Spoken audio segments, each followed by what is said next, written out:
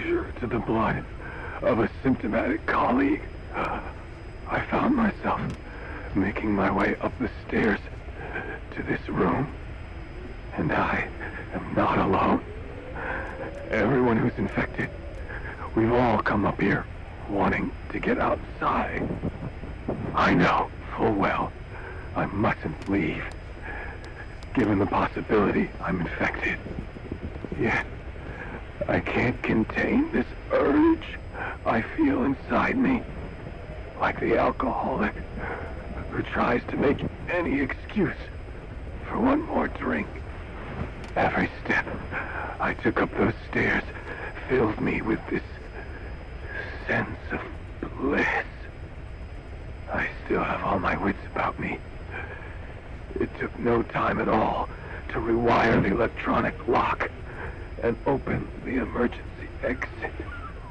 Then, just as I was about to set foot outside, I finally realized what was going on.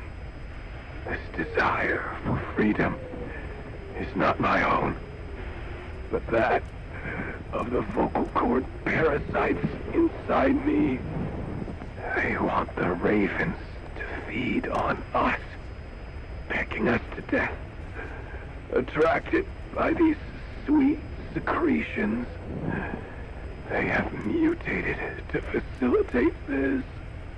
The sweet smell is powerful enough to attract even a species with such a weak nose. So, before the parasites take complete control, I must. Most of the staff in here are already infected. At least, everyone I've looked at is. Infection with this parasite causes a high fever in the pharynx. I have modified a pair of night vision goggles to react only to this temperature range. With these goggles, you can identify who is infected.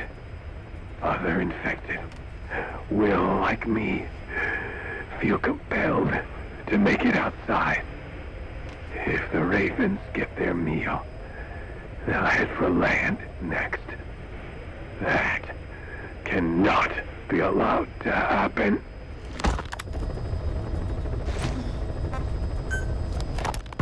The whole idea of the vocal cord parasites was that they'd only copulate once exposed to a specific language over time. But the parasites infecting our men in the laboratory laid their eggs straight away. The larvae were eating their lung tissue almost immediately. What kind of mutation was it?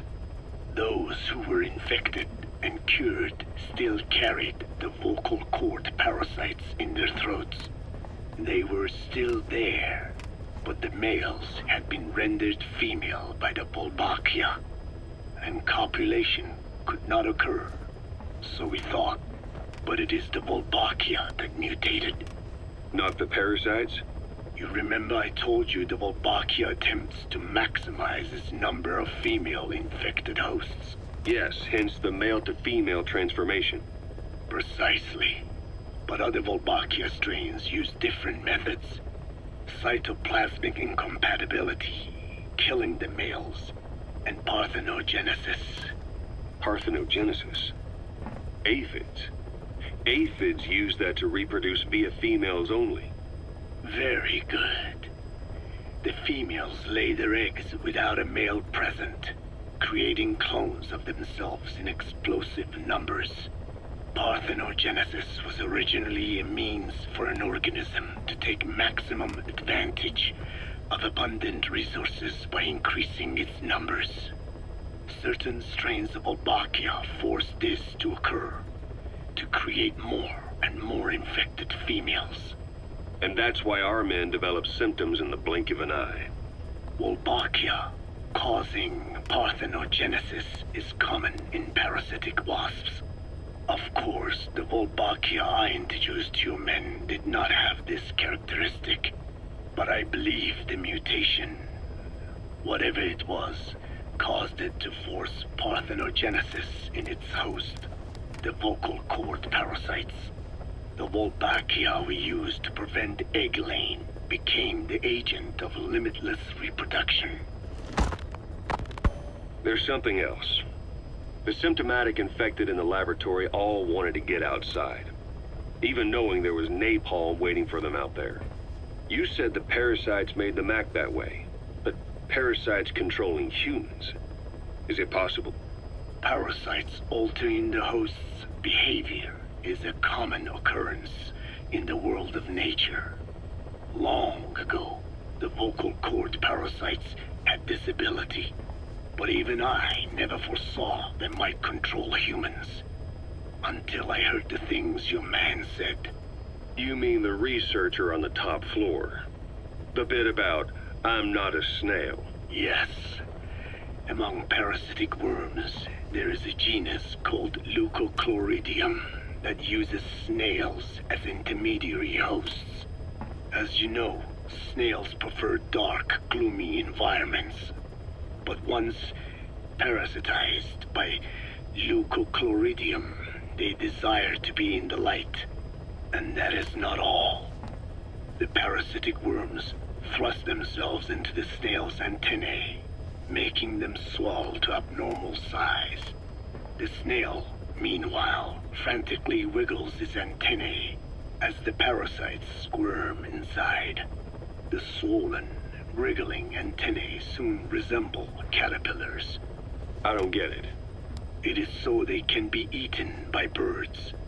Leucochloridium needs a bird as its definitive host. To breed, they require their snail host to be snapped up by a predator. So they make the humble snail appear to be a delicious caterpillar and lead it to somewhere in open sight. So you mean the staff trying to get outside was so the birds could pick at them. The parasites altered their mental state, making them crave higher places and to be outdoors. I can only surmise that both the Wolbachia and the parasites mutated before the ancestors of the vocal cord parasites infected humans. Their hosts were birds. What we saw in the laboratory was some throwback to that time. The parasites attempting to make birds their intermediary hosts. It sounds insane. A praying mantis that is host to a parasitic hairworm will dive into water and drown itself, just so the hairworm can lay its eggs in water. Rats infected with Toxoplasma gondii lose their instinctive caution and run right up to cats. Just some of the many ways parasites control the host. But we're humans. Surely our minds are too complex for that. I thought just the same. Free will is what makes us human, so it never occurred to me that the parasites could be controlling the symptomatic. But the mood, the will of a person can be easily affected by the balance of their cerebral substances. Take the toxoplasma I mentioned. It does infect humans, and it is thought the infected develop a more reckless attitude. But to think that mutations occurred in both the Wolbachia and its parasite hosts. Your observation is most apt. Both mutations occurring at once indicates the presence of a powerful mutagen. I see. Keep working on narrowing down what it was.